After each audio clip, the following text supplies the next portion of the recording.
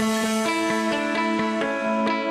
name is Professor Perry Hobson. I'm the Pro-Vice-Chancellor for Global Engagement at Taylor's University in Kuala Lumpur, Malaysia. In terms of my role, as I mentioned, I'm the Pro-Vice-Chancellor for Global Engagement. So I work within the university on our student exchange programs. I work with our transnational education, our articulations for students who are going to go overseas. So it's also working with our partnerships where our international students may be going overseas. We have short-term mobility where we run courses for two weeks, 3 weeks on campus.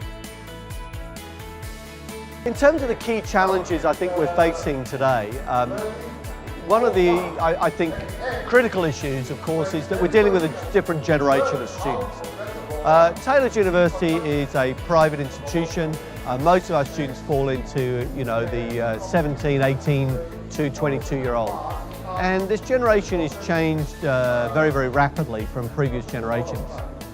So one of our challenges now is how, after 12 years of schooling, students are coming in with a whole range of learning styles, and how now what we're trying to do is to move away from a more traditional chalk and talk, sage on a stage type of teaching style to make it a more interactive learning.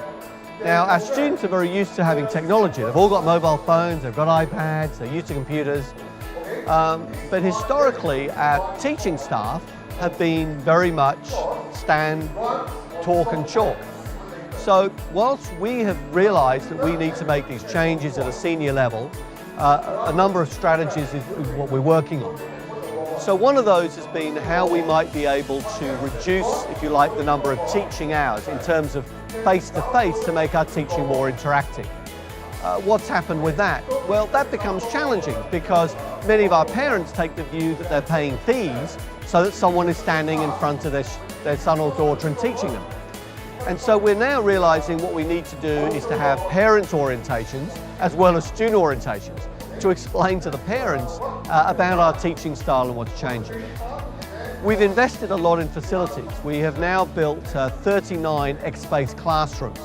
So this is where we've changed our classrooms from being one line of seats to students working in pods around interactive groups, around learning tables with interactive whiteboards, etc.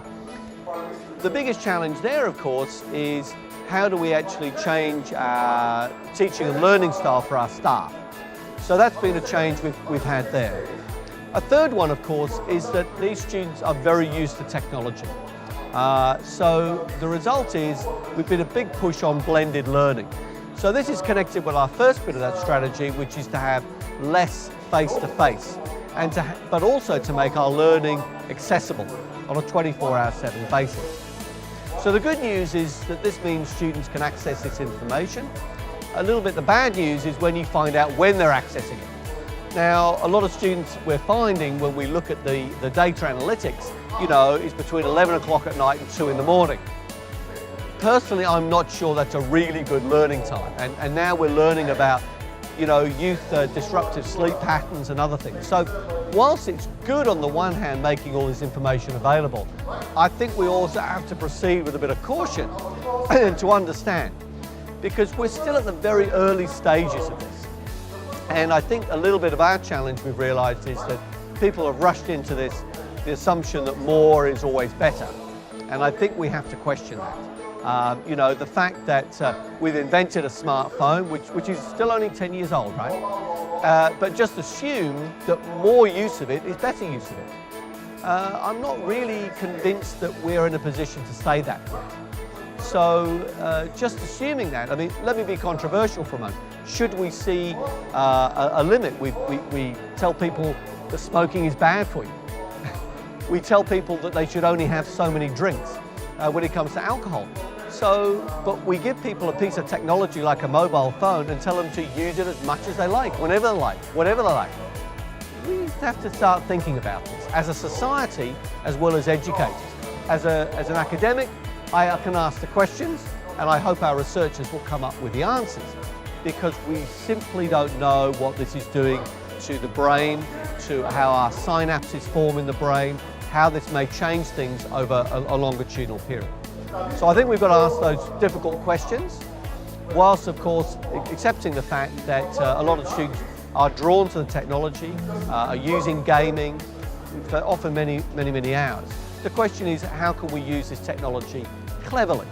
So at Taylor's, this is what we've been trying to do, is to build this into our academic way of life, our learning. So I see those as the top three. So I would say that they are our top three, but I do also want to connect that with another very important fact. And that's that in the rush to adopt technology and use technology, we mustn't also forget about the other interactive learning spaces. So from a university point of view, particularly for our on-campus students, what's the point of coming to the campus? The campus has to become a more interactive, engaging space than simply lines of rows of seats at a lecture theatre. So this is causing us, and particularly at Taylor's, to say, how do we now complement these X-based classrooms with more interactive learning spaces and also social activities that make the campus a vibrant, interesting place to come, so that we have those interactions. In our case, 20% of our students are international.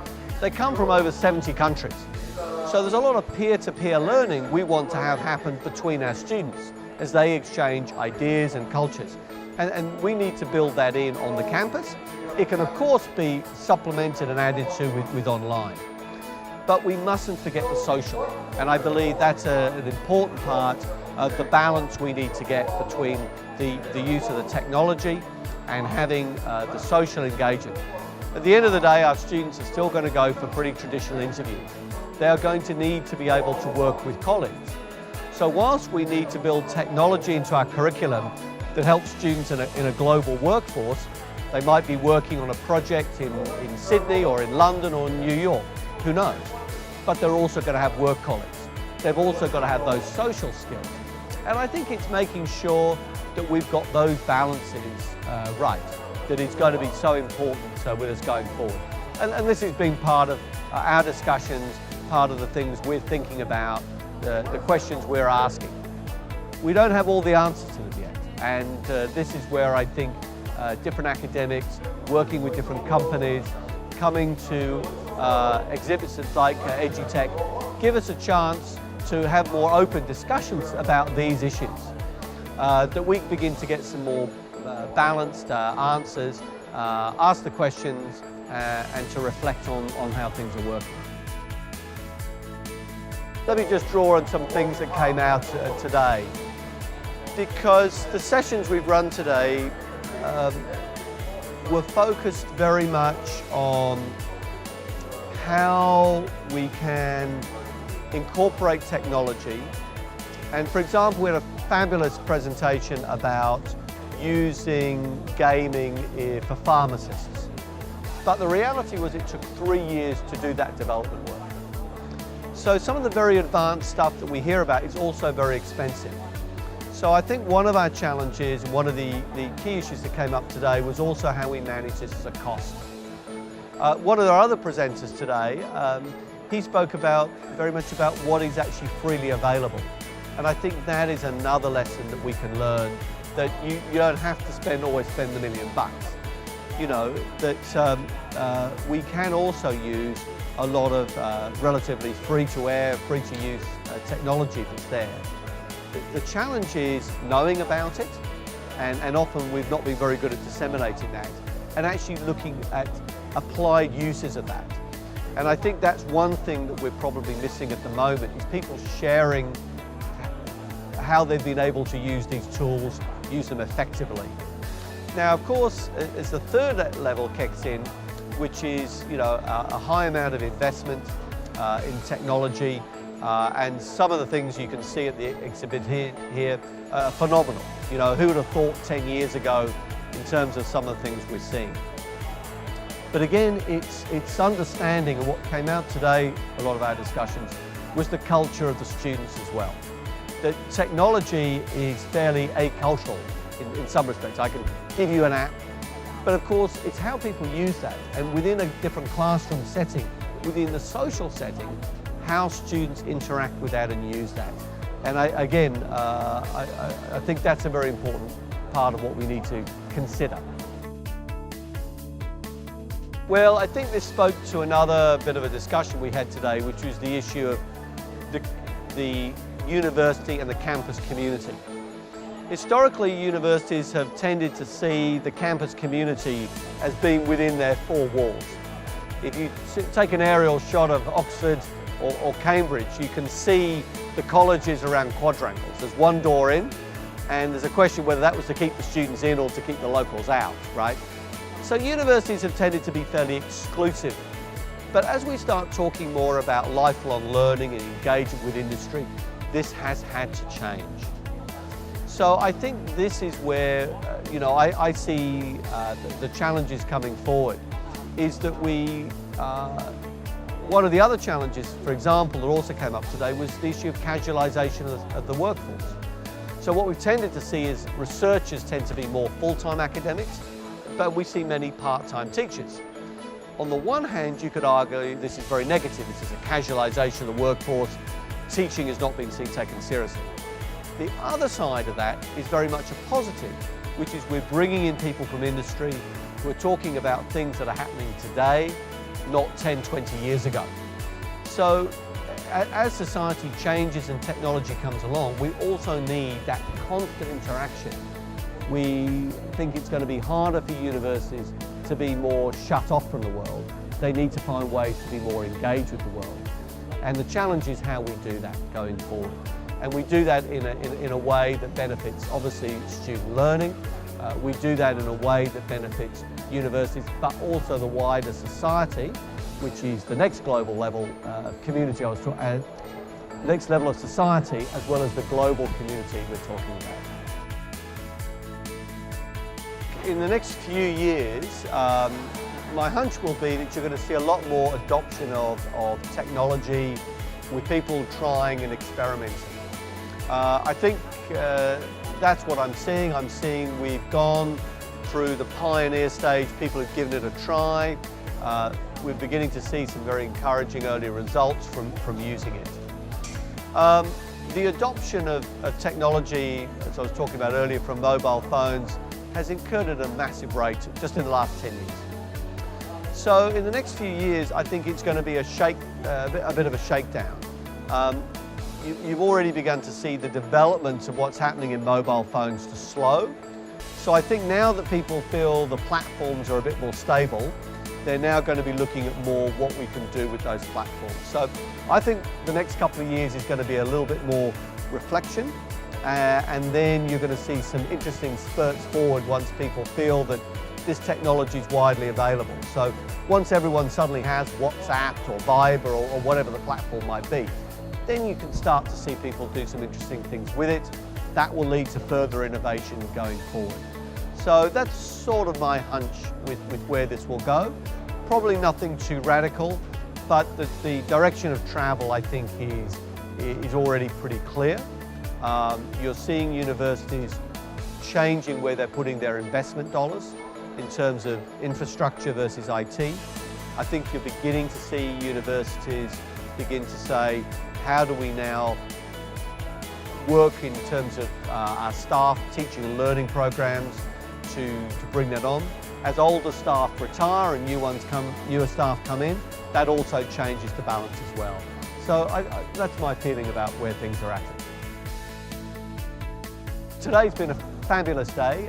The Tertiary Leaders Program session today has a group of really interesting speakers walking around the exhibit space here, where there's a whole range of different ideas, very interactive, a lot of very helpful people being able to explain what it is their companies do, a lot of great innovators, people thinking outside the box.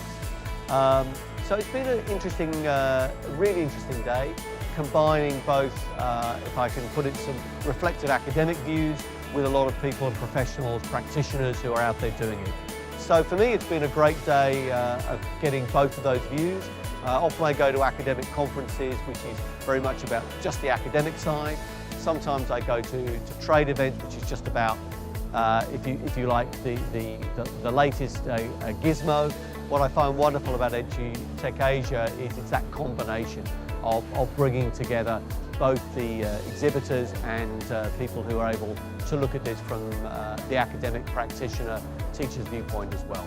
So I think, to me, that's the wonderful and exciting interactive part of what you have here today.